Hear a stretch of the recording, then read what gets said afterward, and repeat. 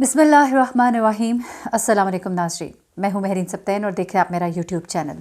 नाज़रीन, ये मेरी वीडियो ख़ास तौर पे वालिदैन के लिए है, माओं के लिए है और उन वालिदैन के लिए है जिनकी बेटियाँ हैं, और ना सिर्फ बेटियाँ हैं बल्कि बेटों के माँ बाप के लिए भी है। इस वीडियो को देखिए, इसको समझने की कोशिश कीजिएगा, इसकी रूह को। और इस ख़बर के साथ पता नहीं कितनी और ख़बरें जुड़ी होंगी, लेकिन ये ख़बर अपनी नौइयत की एक ऐसी ख़बर है कि एक माँ होने की हैसियत से मेरा दिल दहल के रह गया इस ख़बर को सुनने के बाद।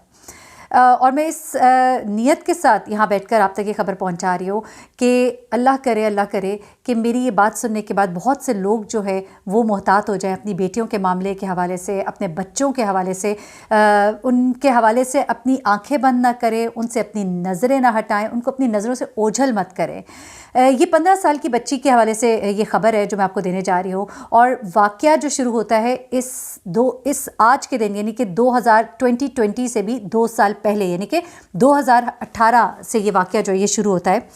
और यकीन माने, यकीन नहीं आता, यानी 15 साल की जो अभी बच्ची वो 13 साल की थी तब।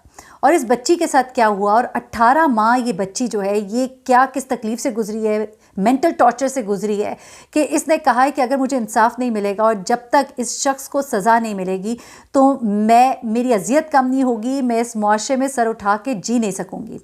अब इस बच्ची के साथ क्या हुआ, ये आप सोचिए कि एक छोटी बच्ची जो है वो अगर इस तरह का मुतालबा कर रही है, यानी कितनी एक उसके अंदर कोई तूफ़ान चल रहा होगा। अब ये 15 साल की जो बच्ची है, इसकी ये बात, ये जो मामला है ये खुलता है क्योंकि ये जब पकड़ी जाती है। ये पकड़ी कैसे जाती है ये एक और कहानी है। हम जरा वाक़े के शुरू की तरफ आ जाते हैं। आज से 2 साल पहले ये इस 15 साल बच्ची ने पूरा बयान दिया पुलिस को। 2 साल पहले 2018 की बात है, जब ये लड़की जो है इसे ये लड़का है जिसका नाम है अमानत अली। अमानत अली ने इसको असलहे की नोक पर अगवा किया, बंदूक दिखाकर इसको अगवा किया। ये अपनी दोस्त की तरफ गई हुई थी, बाहर की खड़ी थी, वहाँ से इसको बंदूक दिखाकर, गन दिखाकर इसको अगवा किया। उसके बाद ये इसको अपने एक करीबी दोस्त के घर ले गया। वहाँ पर इसके साथ उसने ज़्यादती की। उसके बाद इसकी वीडियो बनाई, इसकी तस्वीर बनाई और इसको कहा तुम चली जाओ। उसके बाद इसने दोबारा इस बच्ची को कॉल किया और इसने दोबारा यही हरकत उसके साथ की और उसको डराया धमकाया कि मेरे पास तुम्हारी वीडियोज़ है, मेरे पास तुम्हारी तस्वीर है, और अगर तुमने किसी को बताया तो ये मैं सबको दिखा दूँगा। उसके बाद उसका कहना है कि ये मुझे कभी दोस्त के घर ले जाता था, कभी इसने मुझसे मुतालबा शुरू कर दिया कि अब मैं तुम्हारे घर आऊँगा। ये इस बात से डर गई, इसने इसको डराया, इसने कहा कि मैं अपनी माँ को सब कुछ बता दूँगी।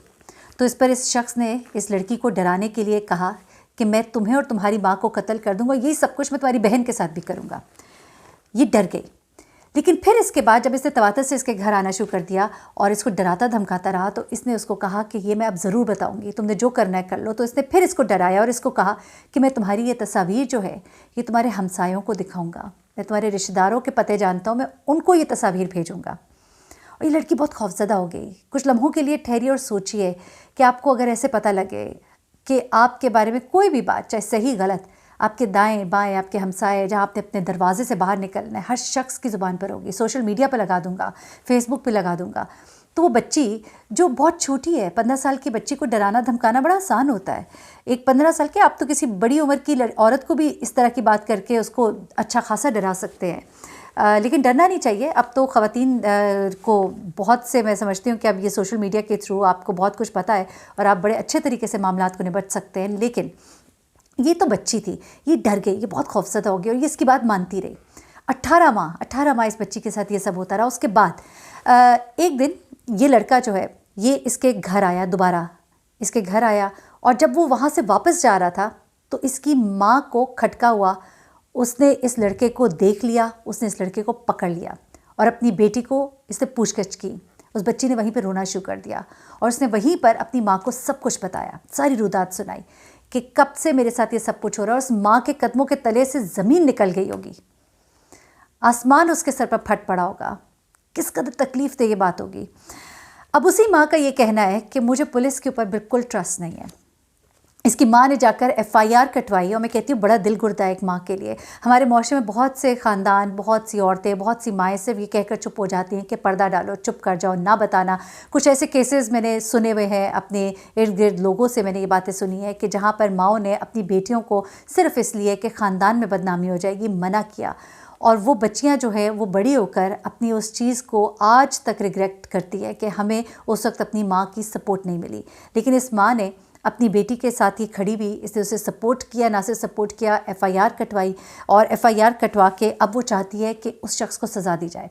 लेकिन अब ये माँ मुतमईन नहीं है। उसने जो ताज़ा बयान दिया उसने ये कहा है कि मुझे ये खदशा है कि पुलिस जो है वो केस बंद कर देगी, क्योंकि वो ये कहते हैं कि इन दोनों का ताल्लुक़ था, इन दोनों का ताल्लुक़। तब आप यहाँ से अंदाज़ा लगाएं, वो जो आदमी है उसकी उम्र कोई 25-26 साल के करीब है, और ये बच्ची जो है ये 15 साल की है, और जब इसके साथ ये वाक़या शुरू हुआ ये 13 साल की थी। हम बात करते हैं कि शादी की उम्र क्या है, मैं इस्लाम के मुताबिक नहीं, मैं कवानीन जो पाकिस्तान के कवानीन हैं उनके मुताबिक बात करती हूँ।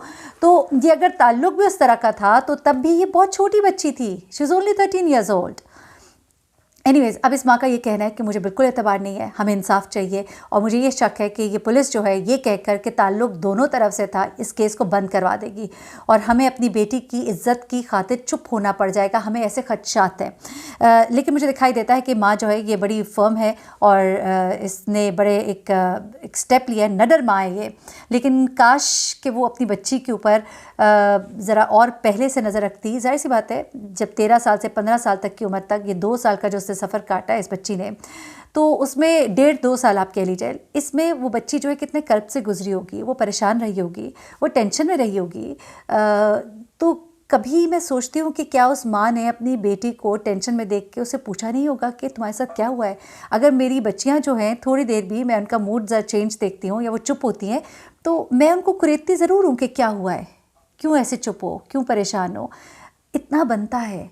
और अगर बच्चे आपको खाते खा जवाब ना दें, मुतमईन ना कर सकें, तो आप उनको उन पर ना छोड़ दें। अब इस बच्ची ने क्या कहा है, इस बच्ची ने क्या कहा है, इस बच्ची ने कहा है कि जब तक ये शख्स जेल नहीं जाता, जब तक इसे जेल नहीं डाला जाएगा, मैं नॉर्मल ज़िंदगी जो है मैं नहीं जी सकूँगी।